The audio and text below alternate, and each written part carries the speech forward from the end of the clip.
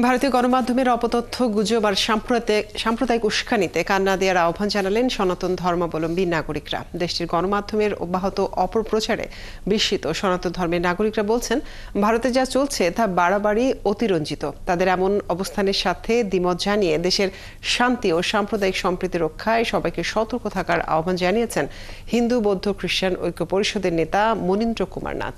আরো জানাচ্ছেন নজরুল ইসলাম। রংপুর আর চট্টগ্রাম নাকি বাংলাদেশের হাতছাড়া হয়ে যাচ্ছে। রিপাবলিক বাংলার ভয়ে ডক্টর ইউনূসের নাকি রাতের ঘুম উড়ে গেছে। ভারত ছাড়া নাকি বাংলাদেশ মৃত। অবিশ্বাস্য হলেও সত্যি। হাস্যকর, উদ্ভট আর বিকৃত রুচির পরিচয় দেয়া এ বাক্যগুলি ভারতীয় গণমাধ্যমের শিরোনাম। বাংলাদেশের নিচের সারির কোনো গণমাধ্যমের পক্ষেও এতটা নিম্ন রুচির সাংবাদিকতা সম্ভব নয়।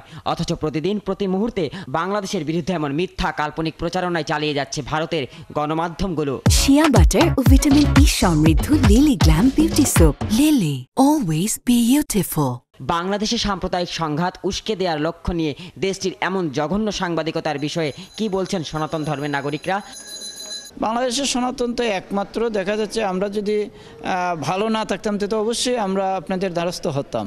আমরা ভালো আছি বিধায়িতে আমাদের ঘরে এখন পর্যন্ত আছি। আমরা ভালোই আছি, ভালো। তাছাড়া আমাদের তো কোনো ঠিক বলতেছে না, কোনো খারাপ লাগতেছে না। আমরা হিন্দু মুসলিম বৌদ্ধ খ্রিস্টান সবাই ভাই ভাই, সবাই একসাথে আমরা এই দেশে বসবাস করব, এটাই। ভারত যে কাজটা করতেছে আমার কাছে মনে হয় না যে এটা আমাদের সম্পূর্ণ আমাদের নিজস্ব দেশের একটা ব্যাপার।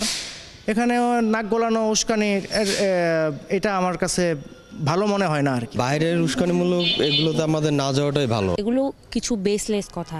আমাদের যার যা ধর্ম সেভাবে পালন করা উচিত। তো সবার উচিত দেশটাকে রক্ষা করা। যে যাই বলুক না করুক, দেশটা তো আমাদের, তাই না? আমরা দেশের নাগরিক। ভারতের এমন অব্যাহত তথ্য সন্ত্রাসের বিরুদ্ধে মানুষকে সতর্ক থাকার কথা বলছেন সনাতন ধর্মের নেতারা।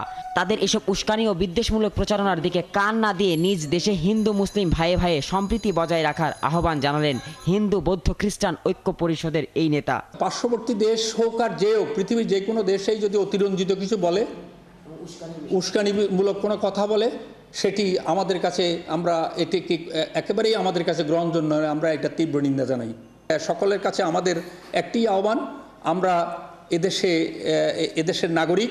ধর্মীয় বিভেদ অথবা কোনো দিক থেকে একে অন্যের প্রতি ঘৃণার উদ্বেগ হোক, এই ধরনের কোনো কিছু আমরা চাই না। দেশের যে কোনো ঘটনায় আইনের সুষ্ঠু প্রয়োগ, আইনের শাসন বাস্তবায়ন আর সঠিক তথ্য প্রচার হলে ভারতীয় গণমাধ্যমগুলোর গুজব বন্ধ হবে বলে মনে করছেন সনাতন ধর্মের এই নেতা।